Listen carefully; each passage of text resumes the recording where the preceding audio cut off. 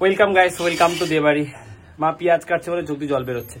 আর স্নান টান করে আসলাম, দুপুর হয়েছে, এখন খেয়ে দিয়ে তারপরে হচ্ছে গিয়ে দেবাশী ডাক্তারের কাছে বোনকে নিয়ে যাবো। ও শরীর খারাপটা ঠিকই হচ্ছে না, কালকে রাতেও বমি করেছে, বলছে সকালে যদি বমি না থামে তাহলে ইঞ্জেকশন নিতে, পেট ব্যথা সকালে 2-3 বার বমি করে নিয়েছে। তো একজনের বাড়িতে ইঞ্জেকশন দেওয়ার কথা, নাম্বার দিয়েছে প্রেসক্রিপশনে, কিন্তু উনি বলছে এখন 4-5,000 টাকা আসতে হবে না। তো ডাক্তারের কাছে নিয়ে যাচ্ছি। ব্লাড টেস্ট আজকে হয়নি, কারণ কালকে রাতেও খেয়েছে যে টাইমে, সকালে উঠে আবার ভুসি খেয়ে নিয়েছিল, আখের রস খেয়েছিল। তো আর যাওয়া হয়নি, কালকে নিয়ে যাবো ঠিক করেছি। আপাতত এখন ডাক্তারের কাছে নিয়ে যাবো। চোখ দিয়ে ভীষণ জল কাটছে।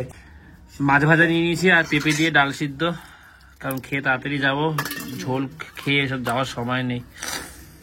রানী যাই খাচ্ছে পেটে থাকছে না, বের করে দিচ্ছে। রেডি হ, খেয়ে নি তাড়াতাড়ি, তারপর যাবো। হেঁটে যেতে হবে না, ধরবো।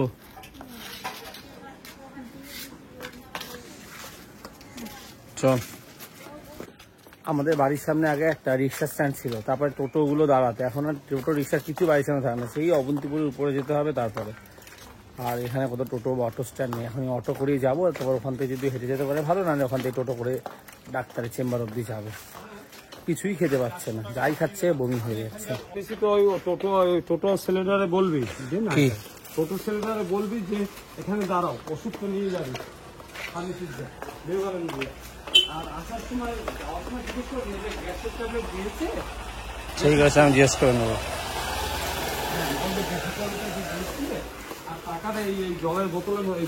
ডাক্তারকে তো আজকে কোনো ভিজিট দিতে হবে না। না, আজ ভিজিট দিতে পারবি না, টাকাটা চাইতে দিলাম, যদি লাগে কি করবি তো। ঠিক আছে, ডাক্তারের ভিজিট লাগবে না, যদি টাকাটা লাগে তুই তখন ক্যাশ কাছে যাবি, টাকা বেশি দেওয়ার অর্থ নেই। ওখানে কি বস? চল ওখানে ওখানে বস, অটো আসবে এখন, এখন তো ফাঁকা অটোই আসবে। ফাঁকা অটো অনেক সময় নাও না, এই দুপুর টাইমে ফাঁকা অটোই আসে। বলছে পরিস্থিতি অনুযায়ী হয়তো দুটো ফাঁকাই লাগবে। ঠিক আছে, বস এখানে বস। এই মধ্যে 400 টাকা, আর ওখানে নেমেই বলুন শরীর একটু খারাপ। চলো, টোটোতে উঠে গেছি, এবার এখান থেকে দেবাশীষ ডাক্তারের কাছে। আমি ধরে আছি, নে জল খা। কথা বললে শুনবি না, অনিয়ম করবি, ভুলভাল খাবি। হাজার আবার বারণ করি, দুপুরে টাইমে খা, রাতে টাইমে ঘুমা, দেরিতে খাস না। বারবার বমি হলে একটা অনডেম বলে একটা ইঞ্জেকশনের জমিতে পড়েছিল, ওটা নিয়ে নিয়েছি। একেবারে ডাক্তারবাবুর কাছ থেকে নিয়ে নেবো, এখানে আবার কার কাছে দেবো না দেবো। ফাঁকা আছে এখন, সেরকম ভিড় নেই, বেলা হয়ে গেছে তো। ডাক্তারবাবু যেখানে যে থাকেন উনি হচ্ছে কি এখন নেই। আর ডাক্তারবাবুর ইঞ্জেকশনটা বললো আমি দিলে, আমার থেকে ভালো পাশে বিল্ডিং একজন আছে ওষুধের দোকান, ওখানে একজন দেয়, ওখানে নিয়ে যাও বলে দিয়েছি। উনি এক্সপার্ট লোক ইঞ্জেকশন দেওয়ার, উনি দিয়ে দেবেন। তো ওখানেই নিয়ে যাচ্ছে ওকে এখন। এই মার্কেটের মধ্যে একটা ওষুধের দোকান আছে, সেখানে যেতে বললো। মোড়ও তো সামনেরটা, হ্যাঁ ওইটা, যে এখান থেকে ইঞ্জেকশনটা দিয়ে দেবে। বস, কোমরই দিতে হবে, 4 ml না, ইঞ্জেকশন দিয়ে দিই বমিটা কমবে। ব্যাগটা ধর, বোতলটা ধর, এটা স্যার। বস, আমি দেখছি টোটো পেলে নিয়ে আসছে, ঠিক আছে। অটোই চলছে না, কি এটা সমস্যা হচ্ছে যে ঝামেলা মতন। তো ওখানে সব অটোর যে চালক দেখছিলাম, ওখানে সবাইকে, অটো স্ট্যান্ড মানে কেউ নেই অটো যাওয়ার মতন। টোটো ফাঁকা, এই একটা টোটো, আমি দেখি সামনে দিয়ে টোটো আনতে পারি কিনা। আর রানির জন্য হচ্ছে গিয়ে ফলও নেবো একটু, ওই জন্য যাচ্ছি। ভাত কিছুই খাচ্ছে না, ভাত খাবে এখন গিয়ে, তারপর একটু ফল দেবো। জেঠির দোকানে এসেছি, ফল নিলাম, আপেল নিয়েছি, আতা নিয়েছি, এই আপেলগুলো নিলাম, আতা। আর হচ্ছে কি রানীর জন্য ওই মুসুম্বি নিয়েছি। কি সুন্দর লাগছে সাজানো, দেখো কত রকমের ফল। আপেল আর মুসুম্বিটা রানীর জন্য নিলাম, আজ তোর ভালো লাগে, আতা খাবে, না হলে মা পছন্দ করে।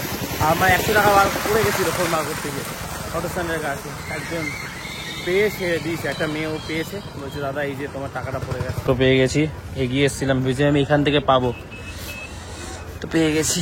চল,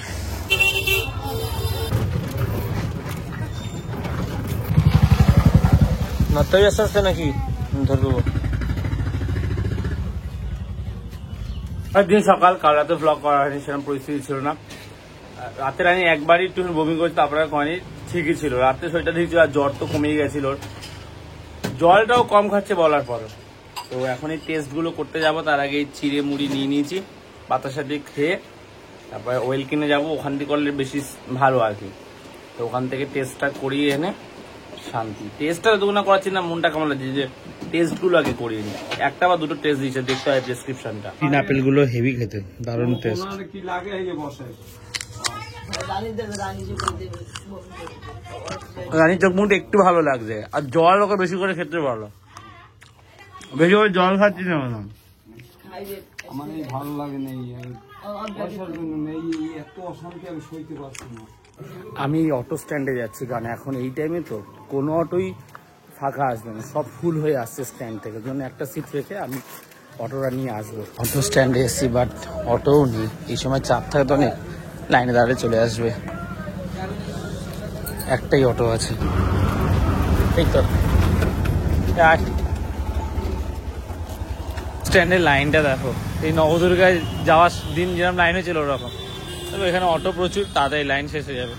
লাইন দেখেছিস, বিশাল লাইন। অটো স্ট্যান্ড ছাড়িয়ে একদম লাইন।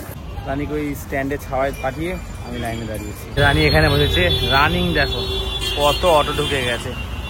মানে লাইনটা বড়, কিন্তু হচ্ছে কি বেশিক্ষণ দাঁড়াতে হয় না। বস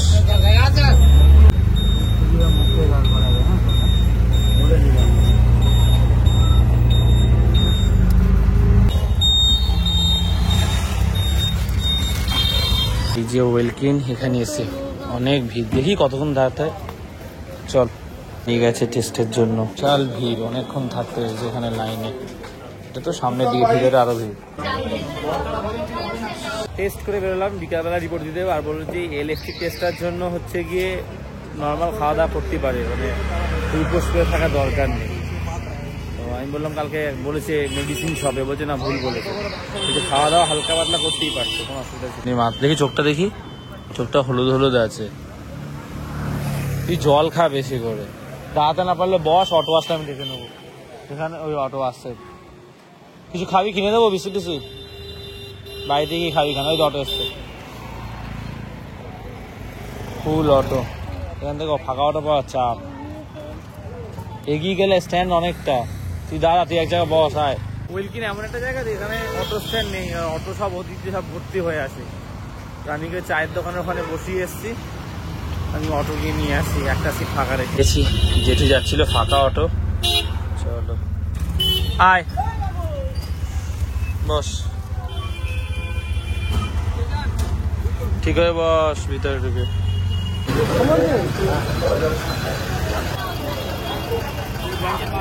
ফল নিলাম, আতার কলা, আর এখন ডাব নিতে এসছি। ওখানে দাঁড়া, শ আছে তো, শ দিয়ে দেবে।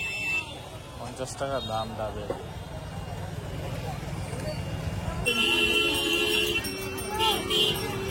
এই অটোতে বসেছি, ফাঁকা, যাওয়ার সময় ফাঁকা, আর এই ট্রেনটা আসার সময়ও ফাঁকা।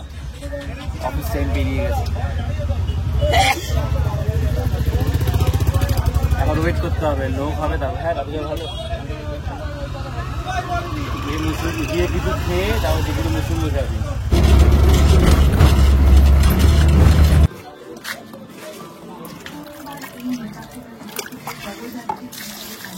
বাবা ভাত খাচ্ছে। ও বাবা, 1830 টাকা টেস্টে, jaundice test, liver function test. বলছে খাওয়া দাওয়া করা যায়, যে বলেছে সে হয়তো না জেনে বলেছে বা সে জানে না। বলছে হালকা পাতলা খাওয়া যায়, খেলে কোনো অসুবিধা নেই। একটা করাতে বলেছে, দুটো টেস্ট ছিল কিন্তু একটা তো করাতে বলেছে, একটা করিয়েছি। ডাব খাইয়েছি ওকে, বলছে ডাবটা খেয়ে ভালো লাগছে। এখন অল্প কটা কিছু সিদ্ধ ভাত খেয়ে নিবি, ভাত খাবে আজকে। ভাত খেয়ে তারপরে হচ্ছে কি মুসুম্বি কেটে দেবে, বুঝলো ওকে মা? কি বললাম বুঝলে মা? বিকালবেলা দেবে রিপোর্ট। ব্লগটা শেষ করছি। রিপোর্টটা যতক্ষণ না আসছে ততক্ষণ চিন্তাটা মুক্ত হচ্ছে, তবে এখন তো শরীর আগের থেকে বেটার ফিল করছে। কি হয়েছে কে জানে, টেস্টটা না আসলে এখনো শান্তি নেই। সব ব্লগটা শেষ করছি, আর বমি তো বন্ধ হয়েছে আপাতত ইঞ্জেকশনটা দেওয়ার পর থেকেই। ব্লগটা শেষ করছি, ভালো লাগলে লাইক করে দিও, এডিট করতে হবে, টাইমে জানি না ছাড়তে পারবো কিনা। শেষ করছি, ভালো লাগলে লাইক করে দিও, দেবাইতে প্রথমবার সেটা সাবস্ক্রাইব করে দিও। তো আজ এতটাই, আবার কাল কথা হচ্ছে, চলো টাটা। এই 20-40 আমি দাঁড়াও, এই 40 টাকা, এখানে 20 টাকা দেবো, ওইখানে 20 টাকা দেবো। মনুর কষ্ট হলে সেই বুঝে আসিস। চলো চল, আর এই 50 টাকা না, 90 টাকা দেবে না। একটু দাঁত দোক খাবি খাবি, এবার লাগলে খরচা করিস, অসুবিধা নেই। যা ওরে তুই সাথে থাকিস, ও পরিচয় গেলে ধরিস।